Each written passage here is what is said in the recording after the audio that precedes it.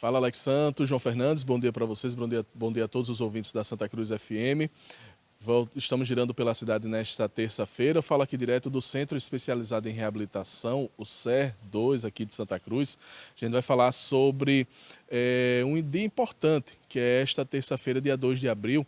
É o Dia Mundial de Conscientização sobre o Autismo, né? Um transtorno que ainda gera muitas dúvidas na população, mas que tem aqui o CER como um local de atendimento para estas pessoas, esses pacientes, né? Eu estou ao lado da diretora técnica aqui do CER, a Ingrid Araújo, também da fonoaudióloga Fernanda Nóbrega. Elas vão falar com a gente sobre o autismo, sobre o atendimento que é realizado aqui no CER, tirar algumas dúvidas para os ouvintes da Santa Cruz FM.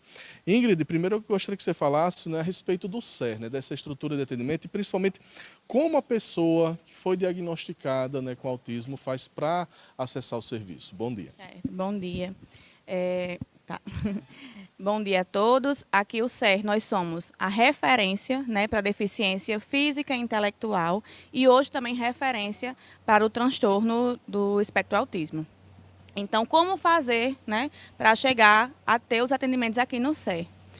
Quem é de Santa Cruz, né, recebe esse encaminhamento muitas vezes do neuropediatra, ou até de um pediatra, porque pode também chegar até aqui ainda em investigação, né? Ou seja, ainda em passos de fechar o diagnóstico do transtorno. Então, ele vai até a unidade básica de saúde, deixa um encaminhamento na unidade, e lá na unidade, esse encaminhamento ele é inserido num sistema de regulação, que é chamado CISREG.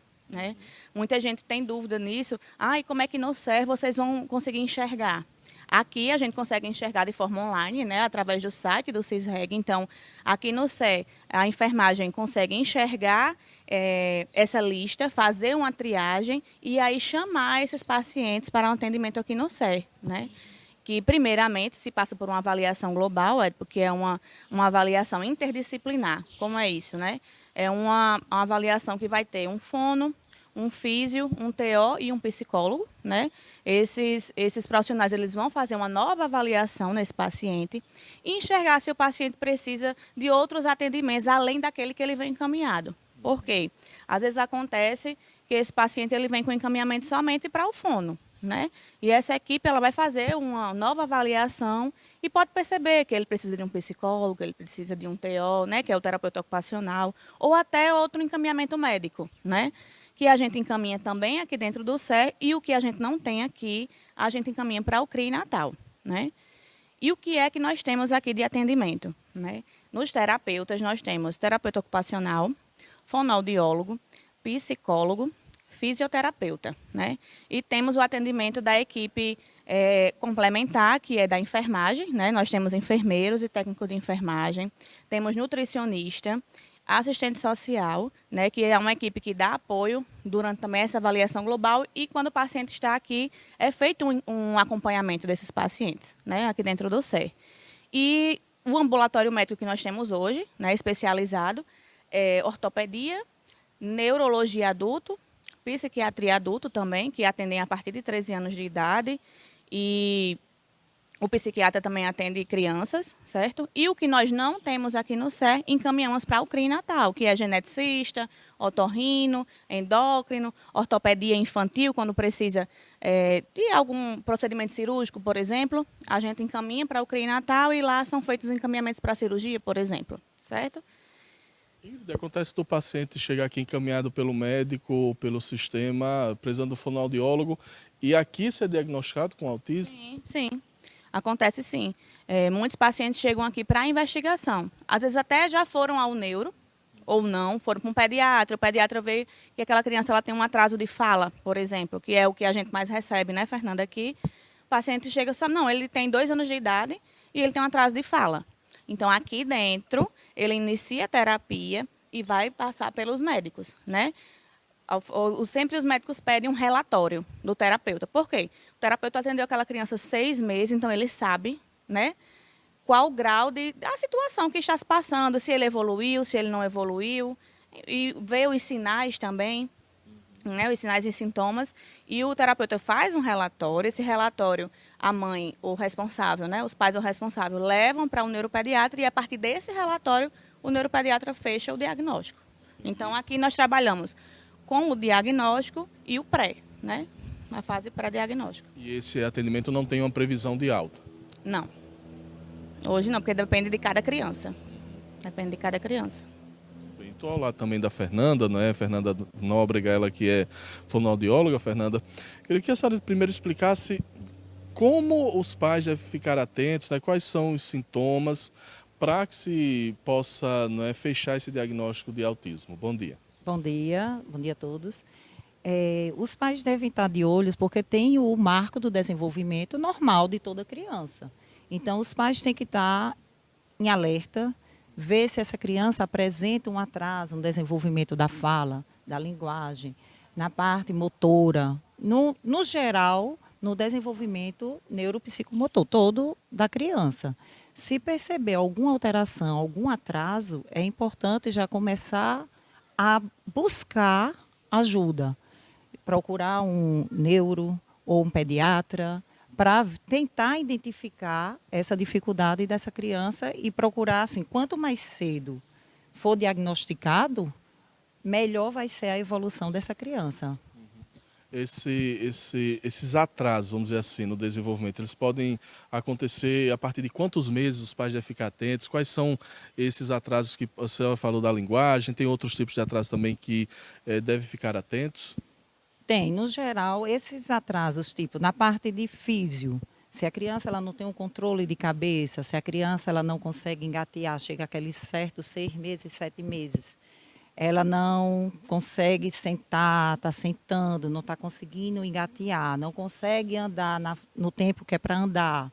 Na parte de fonoaudiologia, se essa criança não tem o balbucio, não está balbuciando, não chega a emitir pequenas palavras, então essa mãe, esse pai já tem que procurar uma ajuda para eles, para as crianças, né? Hoje existe só um nível, vamos dizer assim, de autismo ou existem graus diferentes? Como é que é dividido isso hoje? Hoje, assim, o autismo, antigamente as pessoas falavam em grau, mas hoje o autismo ele é dividido, você fala em relação, tipo, tem o nível de suporte 1, nível de suporte 2 e o nível de suporte 3.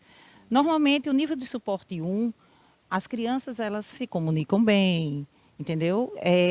Consegue expressar o que sente, o seu sentimento, elas interagem, porém tem algumas dificuldades. E o nível de suporte 3, essas crianças, elas normalmente são não verbais, elas não falam, entendeu? Elas têm dificuldade, as crianças com autismo, elas têm dificuldade na interação, na sociedade, elas têm dificuldade na comunicação, elas têm dificuldade nas brincadeiras, elas têm muitas, se não for brincar da forma que ela quer, então ela vai ter aquela resistência, elas têm muita resistência, elas não gostam de mudanças de rotina. Então as crianças com autismo, elas têm certos comportamentos que é importante seguir, respeitar, na verdade, não é nem seguir, é tentar respeitar elas. A inserção social dessas crianças é importante? Bastante. Tanto é que o fonoaudiólogo, ele trabalha para quê? Para desenvolver essa linguagem, desenvolver essa fala, porque o desenvolvimento, ela vai ter a comunicação.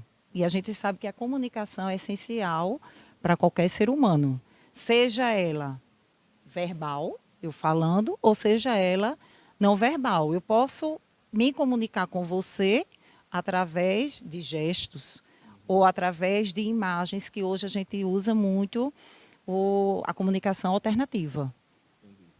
Ele hoje não tem cura, esse transtorno?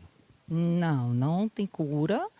E, assim, o paciente entra aqui, a gente vai estimular para que esse paciente venha ter uma melhor interação tanto na sociedade como no meio familiar, na escola, para ele viver bem. Então, é importante esse dia de conscientização do autismo para essas crianças serem respeitadas.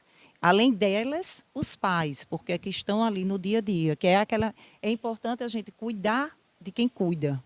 Então, é importante a gente estar dando apoio e a esses pais que estão no dia a dia, né, com essas crianças. Eu tocou no assunto importante, a questão familiar, né? Qual a importância da família nesse processo, né, de tratamento, né, de acompanhamento dessas crianças, desses jovens com autismo? É essencial, porque essa criança ela precisa de um apoio, de amor, de carinho. Então é importante também os pais darem. Normalmente a gente vê muitas vezes sobrecarga em cima da mãe. Então é importante estar a mãe e o pai junto, lutando pela melhora, pela evolução daquela criança, entendeu? É muito importante os dois estarem lutando para isso, até para essa criança ela vinha desenvolver uma comunicação, essa interação social, ela viver melhor.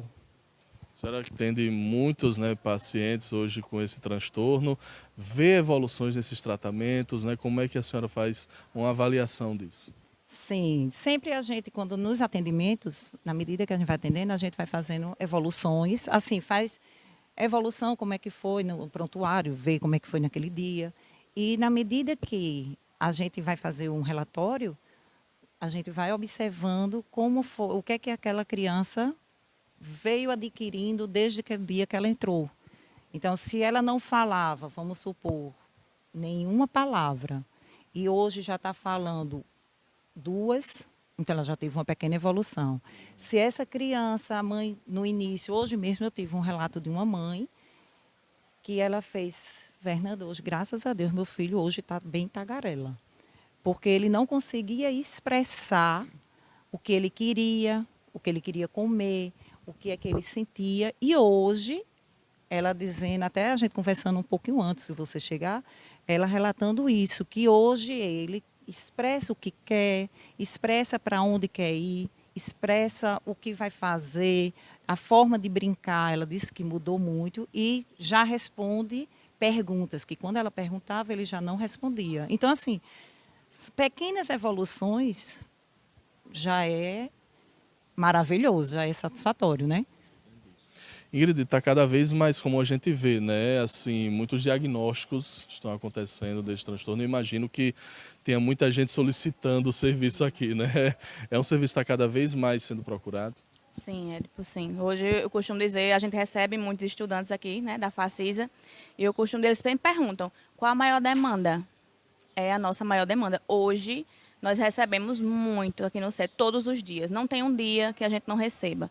Eu digo isso porque muitas a gente adora essa visibilidade que vocês dão ao serviço, porque muitos pais e responsáveis não sabem o caminho, né?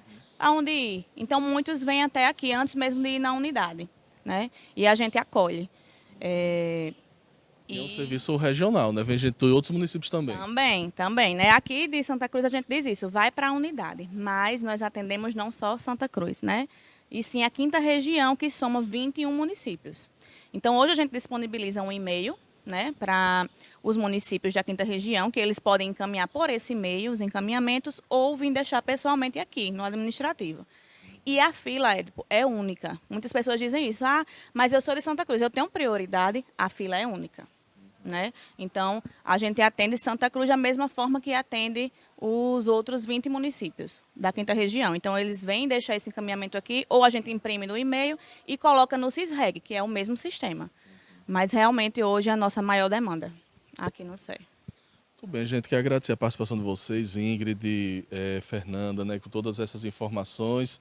Eu queria deixar uma mensagem final, né, para os pais que estão nos ouvindo, para ficarem atentos, né, e falar, né, que é importante esse diagnóstico, né, e esse tratamento, né, Ingrid? Bom dia, muito obrigado. Obrigada, Édipo. Fernanda, obrigado mais uma vez. Obrigada, eu que agradeço. Informações importantes aqui, né, desse dia de conscientização sobre o autismo, né, e esse serviço oferecido importante, né, pelo CER aqui no município de Santa Cruz. Voltamos aos estúdios.